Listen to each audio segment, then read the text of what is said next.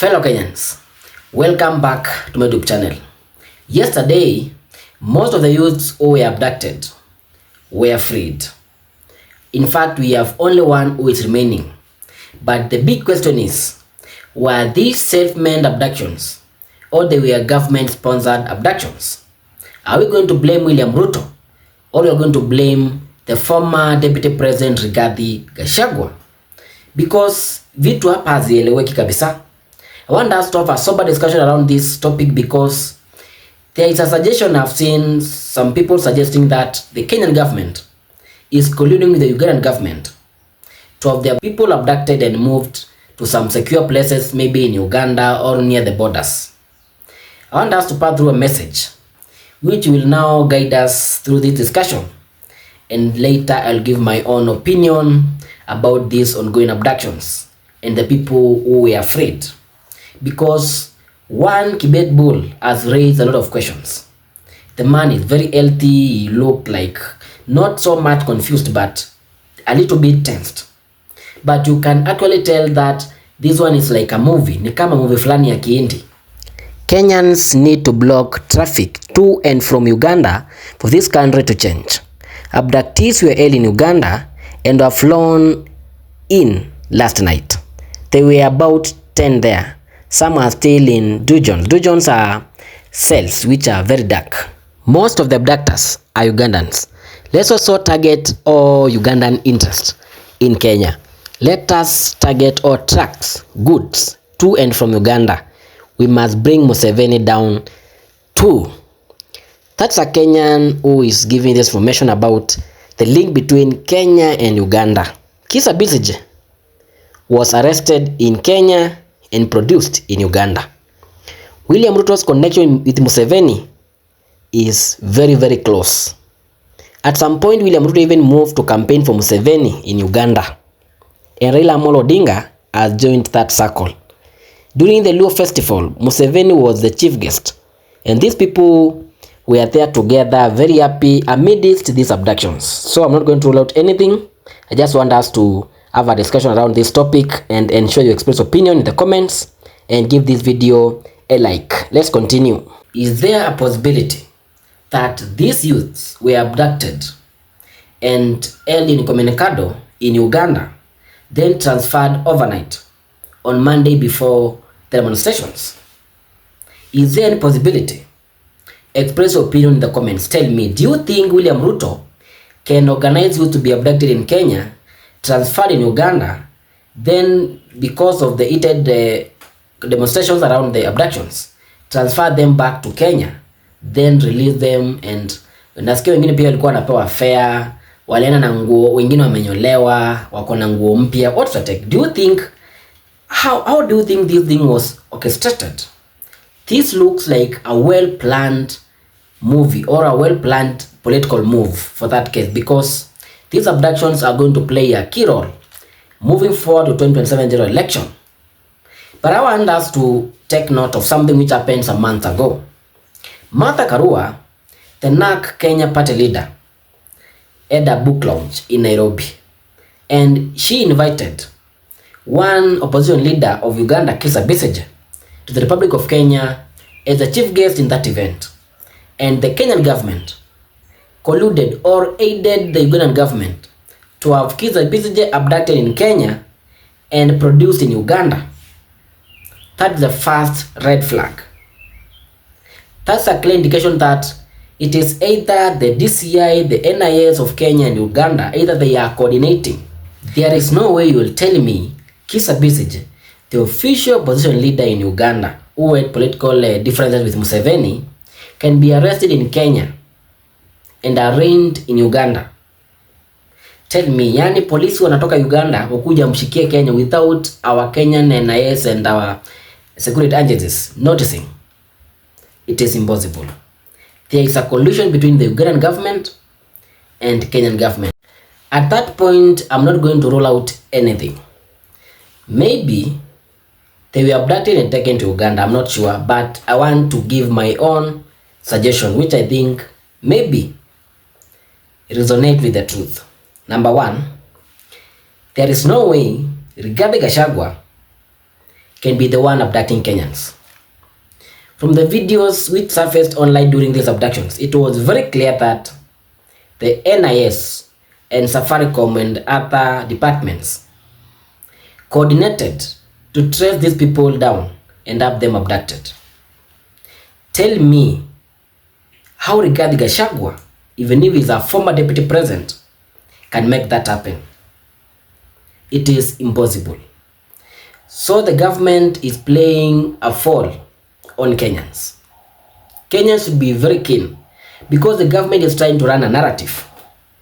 When these Kenyans were abducted, the first person to come and talk about Rigathi Gachagua was the MP who moved the motion to impeach him, one Mwengi Mutuse, member of parliament, Kibwenzi West constituency in Makueni County. During Moses Wetangula's burial in Bungoma County, Kimani Ichung'wah condemned Natembeya, the governor of Trans Nzoia County, and also attacked Rigathi Gachagua and told them to stop these abductions because they are doing it to paint the government or to try and make the government look as bad as they can. The next day, John Waluke and Didmas Baraza, these are Kenya Kwanza aligned MPs, they also called and told us that Rigathi Gachagua was the abductor. But I want to tell you Kenyans, don't buy those propaganda and those cheap lies. There is no way Rigathi Gachagua is able to trace these people down when his own security is at risk. Rigathi Gachagua was attacked in Limuru. Rigathi Gachagua kuna tegas ilirushwa pale Nyandarua County. Whether it was planned or not, Rigathi Gachagua has no powers as at now to abduct Kenyans. From my own research, and I think most of you are going to agree with me, from the word go, William Ruto or the Kenya Kwanza government is the one responsible or is the one answerable about these abductions. I have seen the government trying to sponsor some hashtags and some bloggers to drive a narrative around Rigathi Gachagua and the abductions. But it is very clear that there is no way Rigathi Gachagua can abduct Kenyans at the watch of William Ruto, NIS, DCI, and the National Police. So that one is dead on arrival. That narrative can't sell. They should try to look for another move because Rigathi Gachagua as at now cannot abduct Kenyans. But why do you think these people were abducted? The Kenya Kwanza government abducted these youths to try and undermine the growing influence of Rigathi Gachagua in the political scene in the Republic of Kenya. After Rigathi Gachagua was impeached back in October 2024, his influence rose in the Mount Kenya region and is actually the kingpin of that region because the Mount Kenya region has already decided they are not going to vote for William Ruto. They are in support of Rigathi Gachagua. So the Kenya Kwanza government had a plan around these abductions.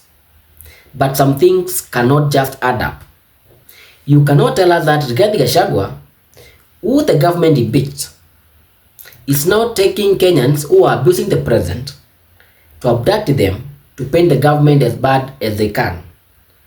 At some point, it makes sense, but I add up. On the other side, William Ruto is not in good terms with his former deputy president Rigathi Gachagua, and for that case, Kithure Kindiki replaced Rigathi Gachagua. So, if Gachagua is the abductor, he should be arrested as at now. There is no way you will get a leeway to undermine Rigathi Gachagua like this matters about abduction and leave him free. It is impossible. The likes of Kimani Ichung'wah wangekuwa napiga kelele mingi sana hapa na Gachagua angekuwa ashashikwa. So that one is the second thing why I think this government is trying to use these issues about abduction to paint Rigathi Gachagua as the abductor. But it is cheap propaganda and cheap lies which even a fool can't buy. You cannot tell us that an individual who is a civilian now can abduct Kenyans and hold them for 15 days and release them later na anawapea mpaka fare. I also want us to note about the localities where these abductees were found. To start with, Kibet bull. Kibet bull was found in the western region. That is significant, and you must be very keen because all these things are planned. There are no accidents in politics. There must be an end goal. Kibet bull was released somewhere in western to try and connect his abduction with Okiya Omtatah, who is now the Gen Z presidential candidate. Remember, Okiya Omtatah was the last person seen with Kibet bull before he was abducted. So hiyo ingetembea kabisa na ingekuwa inauza mzuri, by the way, but the connection did not really give us a good picture. You are telling us that Okiya Omtatah abducted Kibet bull, and the same time Okiya Omtatah is able to lead protest in Nairobi against the abductions, later arrested, mpaka ni kama pia walilala ndani, na ameshika bado kijana hako western. Sometimes pia nyinyi mnatuana wajinga sana. Okay, next to Billy Mwangi. Billy Mwangi was abducted from Embu County. Embu County is one of the counties around the Mount Kenya region. In my own perspective, I think Billy Mwangi, it is said that he walked, alitembea kufika nyumbani. And remember, Embu County and Nyeri County are not far apart. That one was a trick to try and link Geographic Gachagua with this abduction, because Billy Mwangi, being a resident of Embu County, was very critical, and if at all they wanted to link Geographic Gachagua with these abductions, he must have been released somewhere in the Mount Kenya region. Lazima angewachiliwa kwa mlima, and Geographic Gachagua has been visiting Embu County on numerous occasions. So for that case, hapo walipata, but it is not adding up. Kenyans are not ready to buy that narrative.